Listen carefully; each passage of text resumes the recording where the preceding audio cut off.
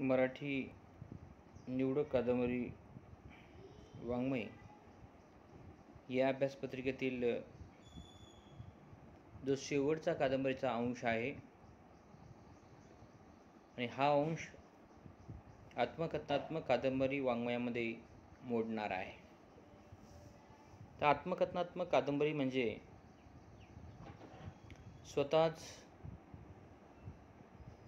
स्वतःच्या जीवनाविषयी जे काही आलेले अनुभव आपल्या शब्दामध्ये शब्दबद्ध करणे यालाच आत्मकथनात्मक कादंबरी असं म्हणतात. स्वतःविषयी लिहिणे, स्वतःविषयी लिहिणे याला आत्मकथनात्मक कादंबरी असं म्हणतात. तर मराठी साहित्यामध्ये कादंबरी वाङ्मयाचे जे काही वेगवेगळे प्रकार आहेत, या वेगवेगळ्या प्रकारांचा वाङ्मय प्रकाराचा आपण मागच्या अनेक तासिकेपासून आपण विचार करत आहोत. आणि हा आजचा कादंबरी वाङ्मयाचा हा शेवटचा प्रकार आहे 8 क्रमांकाचा. आणि त्या 8 क्रमांकाच्या कादंबरी वाङ्मयाच्या प्रकाराचं नाव आहे आत्मकथनात्मक कादंबरी. आत्मकथनात्मक कादंबरी या वाङ्मय प्रकारामध्ये फेसाटी कादंबरीचा अंश या अभ्यासपत्रिकेमध्ये समाविष्ट करण्यात आलेला आहे. फेसाटी या कादंबरीचे लेखक नवनाथ गोरे आहेत.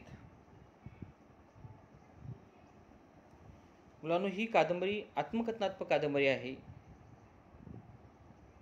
या अभ्यासपत्रिकेमध्ये समग्र कादंबरी अभ्यासक्रमात लावलेली नाही, नेमलेली नाही. फक्त त्या कादंबरीतला काही अंश यामध्ये समाविष्ट करण्यात आलेला आहे. तर फेसाटी ही कादंबरी ही आत्मकथनात्मक कादंबरी आहे. स्वतःविषयी, स्वतःच्या जीवनाविषयी, स्वतःच्या कुटुंबाविषयी, स्वतःच्या वयाच्या 30 वर्षापर्यंतचा जो प्रवास, ज्यामध्ये सविस्तरपणे थंबूतपणे नोंदवला गेलेला आहे, अशा प्रकारच्या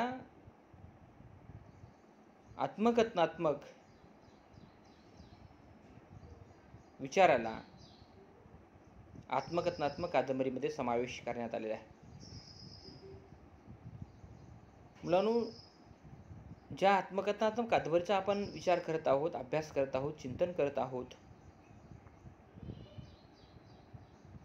या प्रकारातील फेसाटी नावाची कादंबरीचा आपण विचार करत आहोत. फेसाटी ही आत्मकथनात्मक कादंबरी आपल्या सर्वांच्या दृष्टीने, विशेषतः तुम्हा सर्व विद्यार्थ्यांच्या दृष्टीने फार महत्त्वाची आहे, महत्त्वपूर्ण आहे. आपल्याच महाराष्ट्रातला, त्यातील पश्चिम महाराष्ट्रातला हा नवनाथ गोरे नावाचा लेखक शिवाजी विद्यापीठ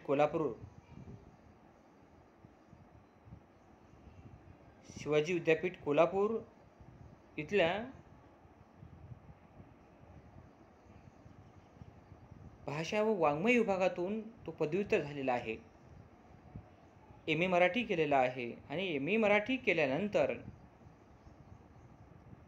नवनाथ गोरे या लेखकाला कोल्हापूरच्या शिवाजी विद्यापीठाच्या मराठी विभागामध्ये जे भाषेचे संस्कार, भाषेचे धडे जे मिळालेले आहेत,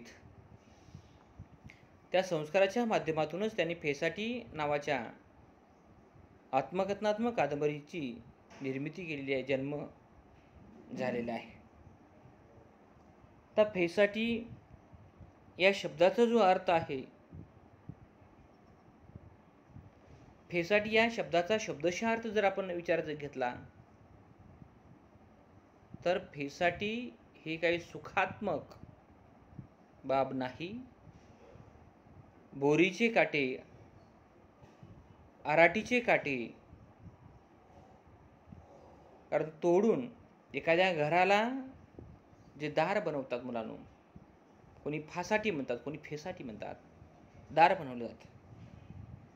ते काटे तोडताना हाताला बोचतात, हाताला टोचतात, वेदना होतात, तोडताना सुद्धा, आणि ते दारासारखं बांधणी करताना सुद्धा हाताला जखमा होऊन रक्तबंबाळ सुद्धा व्हावं लागतं. ज्या पद्धतीने फिसडीचा प्रवास आहे आणि त्याच पद्धतीने हा नवनाथ गोरेचा सुद्धा प्रवास आहे मुलांनो. फेसाटी ही वनस्पती काही असं गेलं आणि पळत पळत जाऊन असं ओरबडून घेतलं किंवा आणलं असा हा प्रकार नाही. तसंच नवनाथ गोरेचं जीवन सुद्धा फेसाटी सारखंच आहे. अशा प्रकारचं प्रतिकात्मक शीर्षक नाव नवनाथ गोरे यांनी या कादंबऱ्या दिलेलं आहे. मुलांनो, ही जी कादंबरी लिहिली गेलेली आहे, या कादंबरीवर अनेक चर्चासत्र, सेमिनार, परिसंवाद, साधक वादक अशा प्रकारची चर्चा सुद्धा या कादंबरीवर झालेली आहे. नवनाथ गोरे यांनी या कादंबरीला जे नाव दिलेलं आहे ते नाव अतिशय बोलकं आहे, प्रतिकात्मक आहे. या शीर्षकामधून अनेक प्रकारचे अर्थाचे, विचाराचे वलय तरंग निर्माण करणारे हे नाव आहे. आणि ही जी कादंबरी आहे, आत्मकथन या कादंबरी वाङ्मय प्रकारामध्ये एक महत्त्वाचं योगदान, एक महत्त्वाचं भर घालणारी कादंबरी जर कोणती असेल नव्या पिढीतील, ती फेसाटी नावाची कादंबरी आहे. आणि म्हणूनच मराठी साहित्य विभागाला, मराठी वाङ्मयाला, मराठी भाषेचे जे अभ्यासक आहेत त्यांना या कादंबरीला ची नोंद घ्यावी लागलेली आहे मुलांना. आणि ही नोंद अशा पद्धतीने घेतलेली आहे की नवनाथ गोरे यांनी आपल्या मनातलं दुःख, आपल्या मनातली वेदना, आपल्या मनातली सळसळ तो लेखणीच्या माध्यमातून हलकं करण्याचं काम केलेलं आहे आणि त्यातूनच फेसाटीचा जन्म झालेला आहे. परंतु मराठी साहित्यामध्ये आत्मकथनात्मक कादंबरी या वाङ्मय प्रकारामध्ये या फेसाटीनं इतकं यश निर्माण केलेलं आहे, इतकं यशोशिखर निर्माण केलेलं आहे की या कादंबरीला 2018 सालचा युवा साहित्य अकादमीचा पुरस्कार मिळालेला आहे मुलांनो. तुमच्या अभ्यासाच्या दृष्टीने आणि स्पर्धा परीक्षेच्या दृष्टीने हे विधान, हे वाक्य फार महत्त्वाचं आहे. 2018चा युवा साहित्य अकादमीचा पुरस्कार कोणाच्या कादंबरीला मिळालेला आहे, तर त्याचं उत्तर आहे नवनाथ गोरे यांच्या फेसाटी कादंबरीला मिळालेलं आहे. आणि ही कादंबरी अनेक प्रकारची आत्मकथनात्मक कादंबरी आहेत मुलांनो. अनेक प्रकारचे गोतावळा नावाची जी कादंबरी आत्मकथनात्मक कादंबरी आहे. आणि या कादंबरीचा आपण विचार करूयात. तर ही जी हे कादंबरीचं मुखपृष्ठ आहे. हे पहा, हे मुखपृष्ठ आहे. या मुखपृष्ठावर जे काही मुखपृष्ठ आहे, त्या मुखपृष्ठाचे चित्र आहे. शेळ्या आहेत, मेंढ्या आहेत आणि खांद्यावर घोंगडं आणि हातात काठी घेऊन ह्या व्यक्ती, उजाड अशा प्रकारचं माळरान आहे. आपल्या कुटुंबाचं, आपल्या जगण्याचं तो दर्शन घडवत आहे. मुखपृष्ठ पाहिल्यानंतर या कादंबरीमध्ये कोणता विचार, कोणतं दर्शन मांडलेलं आहे याचा अंदाज सुद्धा येऊ शकतो. हा अशा प्रकारचा लेखक नवनाथ गोरे आहेत. या कादंबरीच्या अंशाची सुरुवात असेल औंदाच्या पावसानं पाठ फिरवली होती. अतिशय पश्चिम महाराष्ट्राच्या बोली भाषेमध्ये ही कादंबरी लिहिली गेलेली आहे. मानदेशी अथवा पश्चिम महाराष्ट्रीय बोली भाषेचा उत्तम नमुना, बोली भाषेचा उत्तम भाषेचा साजशृंगार सांगणारी ही आत्मकथनात्मक कादंबरी आहे. औंदाच्या पावसानं पाठ फिरवली होती नुसतं वारच भुकत होतं. रान सगळी मुरडान घालून पाट फाडून टाकली होती. अतिशय सुंदर भाषेचा जर नमुना सांगणारी, वस्तुपाठ गिरवणारी ही आत्मकथनात कादंबरी आहे. तर या ठिकाणी चुलता आणि लेखकाचा शेतीचा वाद पहा. ग्रामीण भागामध्ये शेतीच्या संदर्भामध्ये अनेक वाद होतात. काही स्वाभाविक वाद निर्माण होतात, काही जाणूनबुजून मुद्दाम अशा प्रकारचे वाद निर्माण होतात. वाद निर्माण करणारी माणसं असतात. कारण भांडणाशिवाय, वादाशिवाय ग्रामीण भागातल्या माणसाला स्वस्थ बसावंसं वाटत नाही. सारखे कोणते न कोणते वाद उफाळून आणतात, निर्माण करतात. ही अशा प्रकारची वृत्ती आणि प्रवृत्तीचं दर्शन नवनाथ गोरे यांनी या कादंबरीच्या माध्यमातून मांडलेलं आहे. धुऱ्याबद्दल वाद असतो, शेतीबद्दल वाद असतो, वावराबद्दल वाद असतो. असाच वाद जे या कादंबरीचे लेखक नवनाथ गोरे त्यांच्या चुलत्याचा आणि नवनाथ गोरेंचा हा वाद या ठिकाणी त्यांनी सांगितलेला आहे. तर काही वाद, शेतीचे वाद, काही धुऱ्याचे वाद, काही बांधाचे वाद, बंधाऱ्याचे वाद, नाल्याचे वाद, वाद काही गावातल्या गावात मिटवले जातात. पूर्वीच्या काळी गावातले भांडणं, गावातले वाद गावातच मिटवण्याची पद्धत होती. परंतु आज तशी परिस्थिती राहिलेली नाही. ही कादंबरी वाचल्यानंतर ही कादंबरी नवनाथ गोरेच्या जीवनाचं दर्शन घडवत नसून ती आपल्या प्रत्येकाच्याच आयुष्याचं दर्शन घडवणारी ही कादंबरी अशी वाटते मुलांनो. प्रत्येकालाच ही हवी अशी वाटते. प्रत्येकालाच आपल्या जीवनाचं आत्मकथन आपणच मांडलेलं आहे अशा प्रकारचा भास निर्माण करणारी कादंबरी ही फेसाठी आहे मुलांनो. आता जो काही वाद आहे तो वाद आता पोलीस स्टेशनपर्यंत गेलेला आहे. पोलीस स्टेशनपर्यंत वाद गेलेला आहे. आता पोलीस स्टेशन आपल्याला माहीत आहे. पोलीस स्टेशन, कोर्ट, न्यायालय, कचेरी, दवाखाना, ग्रामीण भागात म्हणतात कोर्टाची, पोलीस स्टेशनची, दवाखान्याची पायरी चढू नये. ते लोकांचं अगदी अनुभवातले बोल अगदी बरोबर आहेत आणि अतिशय पारदर्शक पद्धतीने या ठिकाणी न्याय मिळत नाही, दिला जात नाही. या ठिकाणी सगळा भ्रष्टाचार असतो, पैसे असतात वगैरे अशा प्रकारचा विचार या ठिकाणी लेखांनी मांडलेला आहे. आता पोलीस स्टेशनकडून पैशाची मागणी मी आता सांगितलेलं आहे. सरळ मार्गी पहा, जे काही वस्तुनिष्ठपणे त्या घटनेचा पंचनामा करून, शहानिशा करून न्याय दिला जात नाही. पोलीस स्टेशन हे न्याय देणारं ठिकाण नाहीच. लोकांना लुटणारं ठिकाण म्हटलं तरी वावगं ठरणार नाही. लुटणारं ठिकाण आहे, लोकांना लुबाडणारं ठिकाण आहे. पण कोणावर अन्याय झालेला आहे, कोणावर अत्याचार झाले आणि त्या अन्याय अत्याचार झालेल्या माणसाला न्याय देणारं ठिकाण हे पोलीस स्टेशन नाही म्हणून हे लेखकाने सुद्धा या कादंबरीमध्ये सांगितलेलं आहे. आता राहिला प्रश्न गावातल्या पंचाचा प्रश्न.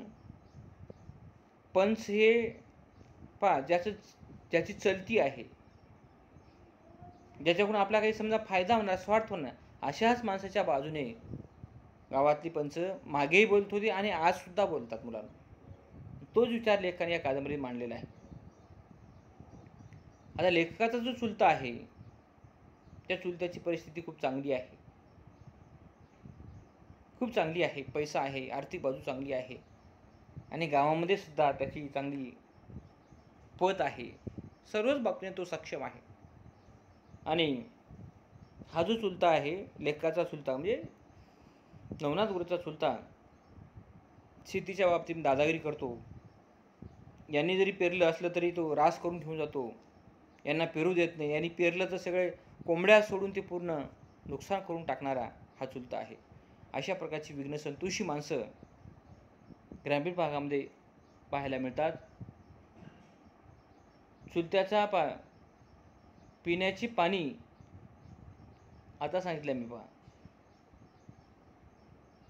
पिण्याच्या पाण्यासाठी विहिरीकडे जाऊ देत नाही. जनावरांना नदीकडे, ओढ्याकडे जाण्यासाठी रस्ता देत नाहीत. आडवाडी केली जाते. हे अगदी वास्तव अनुभव नवनाथ गोरे यांनी या कादंबरीमध्ये त्यांनी मांडलेलं आहे. लेखक शाळेत जात होते आणि लेखकाला तेवढीशी आवड अभिरुची शिकण्याच्या बाबतीमध्ये नव्हती. शिक्षणाबद्दल अवदाशिन्य, शिक्षणाबद्दल खेद, नापसंती लेखकाच्या मनात सतत भिरत होती आणि अशा परिस्थितीत लेखकाने 10वीची परीक्षा दिलेली आहे.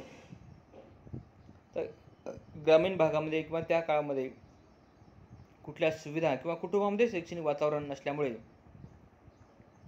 लेखकाच्या मनातही आवड त्याच्याप्रती निर्माण झालेली नाही आणि तेवढ्यात लेखकाने 10वीची परीक्षा दिलेली आहे. निकाल लागलेले आहे, लेखक नापास झालेले आहेत. आणि लेखकाचे जे काका आहेत ते काका खूप नाराज होतात. त्यांना अपेक्षा होती की नवनाथ गोरे हे 10वी पास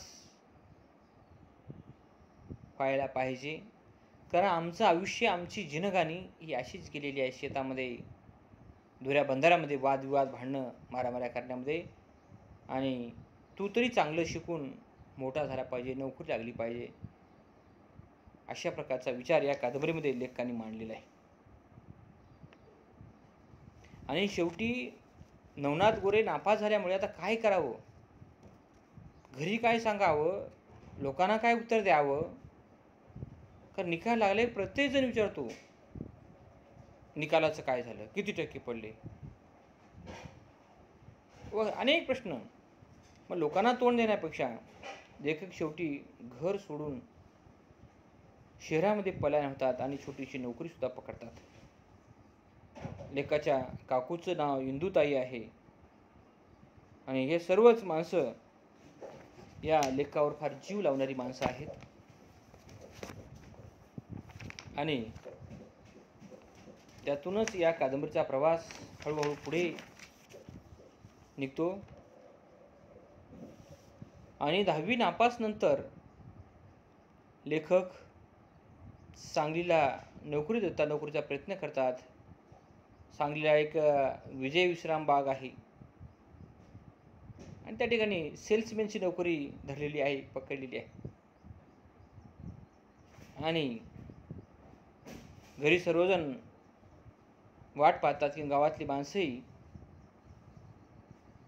नवनाथ गोरे म्हणजे अर्थात लेखकाच्या संदर्भामध्ये चौकशी करतात, कुठे गेलेला आहे, काय करतो, वगैरे वगैरे असे अनेक प्रश्न लेखकाच्या बाबतीमध्ये भरले आहे. नेमका 10वीच्या परीक्षेमध्ये लेखकाचा इंग्रजी विषय गेलेला आहे मुलांनो. बरेच विद्यार्थी शिक्षणापासून दूर जर कोणत्या कारणामुळे जर गेले असतील तर त्याचं कारण आहे मला इंग्रजी विषय. इंग्रजी विषय सर्वांनाच आवडत नाही, सर्वांना जमत नाही, लिहिता येत नाही, मांडता येत नाही. त्यामुळे सर्वच विद्यार्थी 10वीच्या परीक्षेमध्ये, बोर्ड परीक्षेमध्ये इंग्रजी किंवा गणितामध्ये नापास होतात, परंतु लेखक इंग्रजी विषयात नापास झालेले आहेत. मग गावाकडून निरोप येतो की जो दिवाळीला सप्लिमेंटरीचा जे फॉर्म भरणं सुरू होतात आणि ती बातमी गावाकडून येते की ऑक्टोबरच्या परीक्षेचा फॉर्म भरणं सुरू झालेलं आहे, तू गावाकडे ये. आणि बऱ्याच दिवसापासून जी या कादंबरीचे लेखक जे नवनाथ गोरे यांच्या मामाच्या मुलीचा प्रस्ताव होता. ग्रामीण भागामध्ये लहानपणापासूनच एकमेकाला देण्याचा विचार निश्चित झालेला असतो. तसं लेखकाच्या मामाची जी मुलगी आहे शांती, ते शांतीच्या लग्नाचा प्रस्ताव लेखकाच्या समोर आलेला आहे. आणि घरी आल्यानंतर घरची माणसं लेखकाच्या समोर प्रस्ताव ठेवतात आणि सांगतात, बाबा काय तुझा विचार काय सांग. लेखक जे आहेत काही हरकत नाही म्हणतात, काही हरकत नाही, माझी तयारी आहे. पण लेखकाच्या आईचा भावाच्या मुलीस मागणी. पण लेखक जेव्हा होकार देतात तेव्हा लेखकाची आई भावाच्या घरी जाते आणि सांगते, काही हरकत नाही, तुझी शांती माझ्या नवनाथला मी करायला तयार आहे. पहा, ती जाऊन म्हणते, पहा दादा, माझ्या नाथाला मी पोरगी करते. कुठल्या पाहुण्याला जाऊ नको. बारकी असल्यापासनं त्याच्या नावानंच ठेवल्याई. तेवी शाळा शिकत्याई शिकू दी. कुठं मोठी झाल्याई तोपतर सुमाताई उठून बाहेर आली, म्हणाली, काकू नव्या काय कामाचा हाय सांग. कसं ग सुमा. पा जेव्हा लेकाची आई भावाला जाऊन विचारते, काही हरकत नाही, तुझी जी शांती आहे माझ्या नव्याला, म्हणजे नवनाथला मी करायला तयार आहे. ती सध्या जरी लहान असली तर ती शिकू दे, आणि ती मोठी झाल्यानंतर आपण करू, काही हरकत नाही. मधून लगेच भावजं येते आणि ती म्हणते, नव्या काय कामाचा. शाळा शिकत नाही, शाळेत जात नाही, त्याला काही नोकरी लागत नाही. हे अशा मुलाला मी माझी मुलगी देणार नाही. तेव्हा मात्र लेकाची आई शांत बसलेली आहे. याचा अर्थ या कादंबरीचे लेखक नवनाथ गोरे इतके मोकार, इतके टुकार होते. ते मामासुद्धा मुलगी देण्यासाठी तो तयार नव्हता. करिअर म्हणजे अगदी शून्य. कामातून गेलेलं व्यक्तिमत्व काय असेल ते नवनाथ गोरे नावाचं व्यक्तिमत्व होतं मुलांना. आणि अशीच माणसं पुढे चालून त्यांना जे अनुभव येतात, लोक जे बोलतात, लोक जे नावं ठेवतात, या सर्व परिस्थितीचे चटके ते भोगलेले असतात, अनुभवलेले असतात. आणि त्यातून त्यांना जो मार्ग मिळतो तो मार्ग हा शाश्वत मार्ग मिळतो. मुलांनो लक्षात घ्या, शाश्वत मार्ग. लेखाच हेच झालेलं आहे मुलांना. खायला दोन घासाची वांदे, परिस्थिती अतिशय नाजूक, लग्न करण्याची इच्छा तर मुलगी कोणी देत नाही, मामासुद्धा देत नाही मुलगी. मग काय करायचं. मग पुढे चालून लेखक चांगल्या पद्धतीने शिक्षण घेतात, चांगल्या महाविद्यालयात प्रवेश घेतात, मित्रपरिवार चांगला भेटतो आणि चांगल्या विद्यापीठातून MA मराठी करून पुढे एक चांगली दिशा लेखाला मिळते. मुलांनो, अशा पद्धतीचा प्रवास म्हणजे एक आदर्श प्रवास म्हणायला काही हरकत नाही. आणि बाबा हळूहळू लेखक आता कामाला सुरुवात केलेली आहे मुलांनो. पहा, आणि जिथं काम मिळेल तिथं तो आता सांगलीहून लेखक घरी आलेले आहे. आणि आपल्या गावात किंवा गावच्या परिसरामध्ये ज्या ठिकाणी काम मिळेल, द्राक्षाची बाग असेल, अंगूरची बाग असेल, जे काही असेल, जिथं काम मिळेल तो काम करण्यासाठी लेखक तत्पर झालेले आहे. शाळा शिकणारी मुलं इतर कामगारासारखं काम करू शकत नाही मुलांना. त्याला सवय असावी लागते, लवचिकता असावी लागते. जसं अभ्यासाची साधना, जसं अभ्यासाचा रियाज, जसं कामाचा सुद्धा रियाज असावा लागतो. तरच शरीर श्रमासाठी साथ देतं आणि त्याचा साथ देत नाही. लेखकाने जसं जमेल तसं काम करण्याचा प्रयत्न केलेला आहे. शेवटी ज्यांनी कोणी काम लावत असे त्याच माणसाला लेखकाची कीव यायची. हा लहान मुलगा, एवढूसा मुलगा आहे आणि ह्या काम करायला लागलेला आहे, अशा प्रकारचा विचार त्याच्या मनामध्ये निर्माण व्हायचा. आणि त्यातूनच हा विचार कसा झालेला आहे याचा अंदाजसुद्धा आपल्याला मिळत असतो. आणि ही परिस्थिती जशी नवनाथ गोरेची जी निर्माण झालेली आहे तशी आपलीसुद्धा निर्माण होऊ शकते. मुलांनो, अरे नाथा, तू जरा मक्कची वैरण काढ, म्हसराला पाणी पाज. पहा, घामाची कामं न लावता तो मालक हा नवनाथला हलकी सुलकी कामं लावत असे, जेणेकरून हा मुलं काम केला पाहिजे आणि त्याला 2 पैसे मिळाले पाहिजे. अशा प्रकारचे दिवस काढून हा नवनाथ गोरे आज मोठा झालेला आहे. शेवटी काय म्हणतं, मला त्या टायमाला तो माणूस देवापेक्षा बी चांगला वाटला. मक्काची वैरण 2 भार काढलू, म्हसरा शिनाला पाणी पाजलं, तवर कामाची सुट्टी झाली आणि माझ्या कमराला जरा इसवटा मिळाला होता. तेव्हापासून कामाला न चुकता जायला लागलो. पहा, काकू इंदुताई कामाला जात होती. माझ्या पगारीला सुद्धा माझा सुरुवात झालेली होती. अशा पद्धतीचा खडतर जीवनाचा प्रवास नवनाथ गोरे यांनी पार पाडलेला आहे. आणि आत्ता नुकतंच एक महत्त्वाची बातमी मुलांनो, पहा आता नुकतंच महाराष्ट्र राज्य साहित्य संस्कृती मंडळाच्या समितीवर सदस्य म्हणून नवनाथ गोरेची नियुक्ती झाली मुलांनो. महाराष्ट्र राज्य साहित्य संस्कृती मंडळाच्या समितीवर फेसाटीकार नवनाथ गोरे यांची निवड झालेली आहे, नियुक्ती झालेली आहे. अशा प्रकारचं एक संघर्षशील कर्तृत्वान व्यक्तिमत्व फेसाटीकार नवनाथ गोरे आहेत. अशा प्रकारे आपण या फेसाटी या कादंबरीचा आपण या ठिकाणी परिचय करून घेतलेला आहे.